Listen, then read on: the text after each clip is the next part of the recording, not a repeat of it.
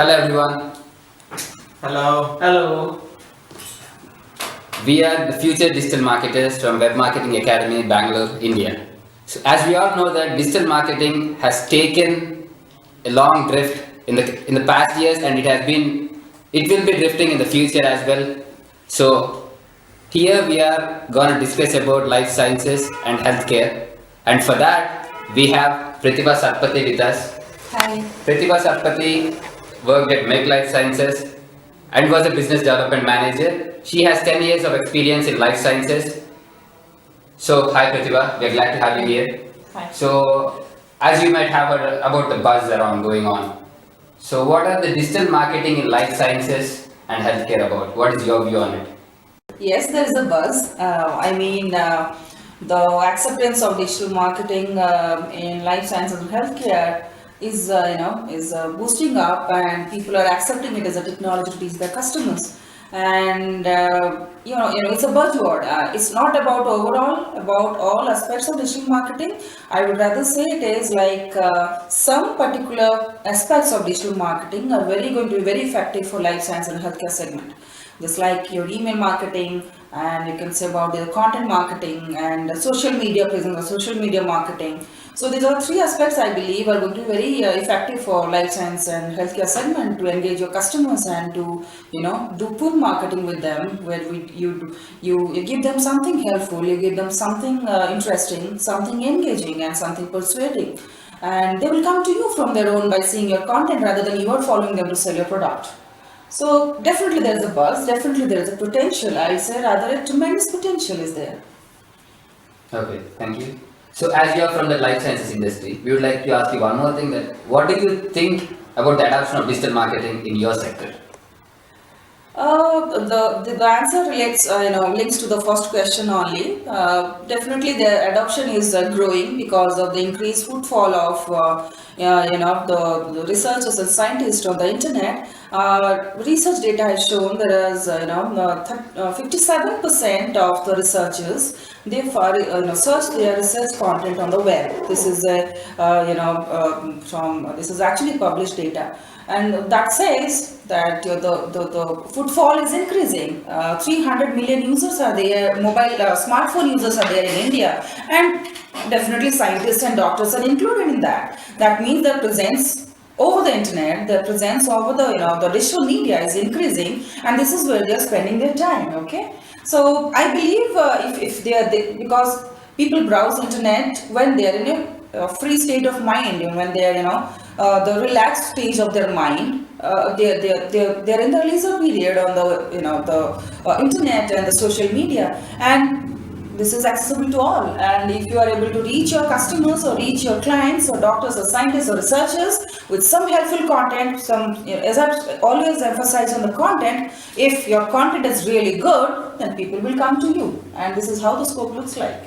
Okay. Yeah, this is how the future is going to be like that only. Okay. How do you think that people are going to look at it from customers' perspective? How do you think they are going to look at it?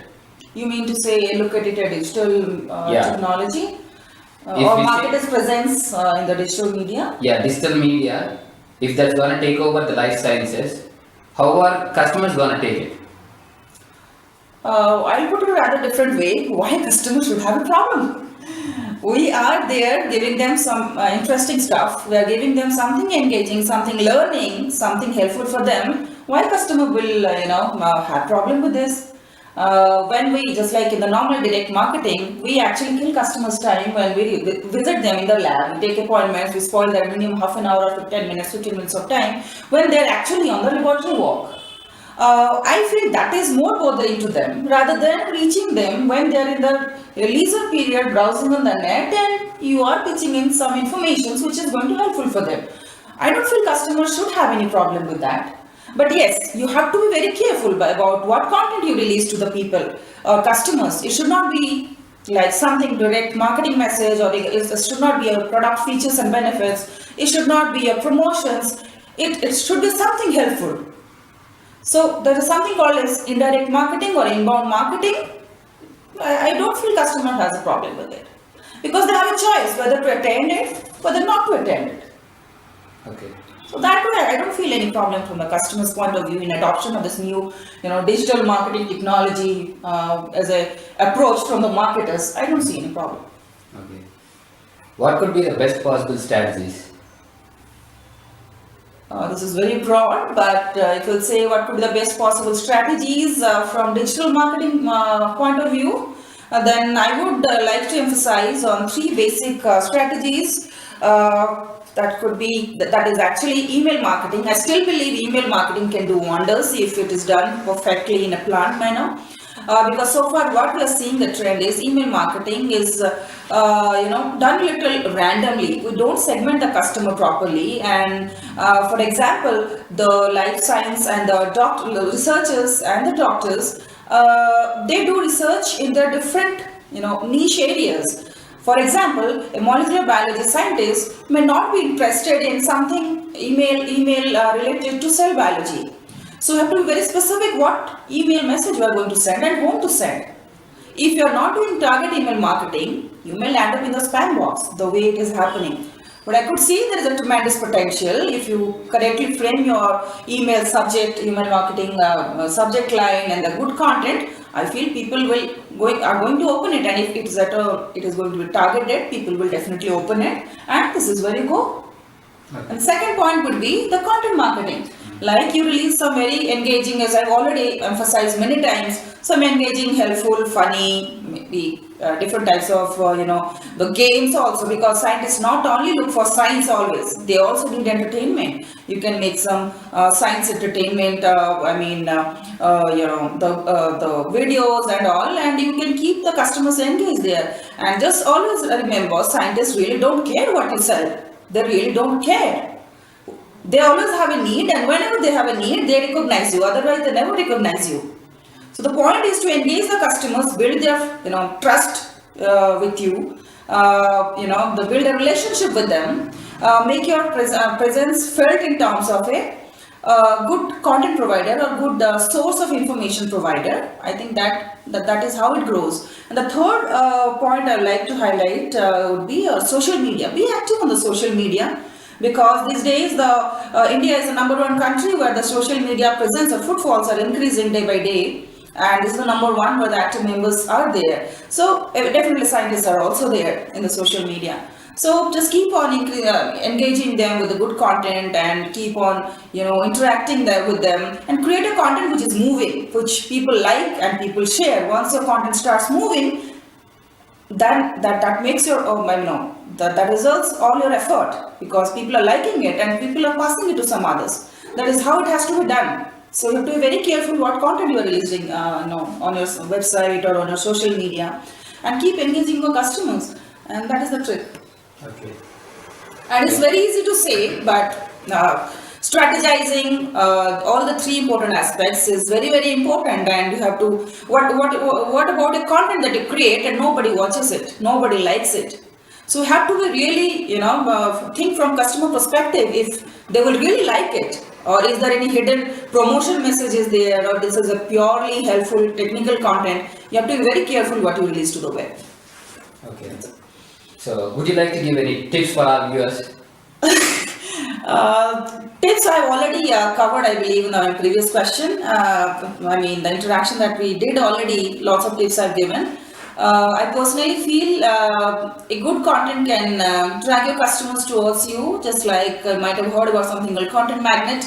It's just like a magnet. A good content will attract your customers towards you, keep them engaging, keep them sharing, keep them moving your the content from their friends and circles and colleagues.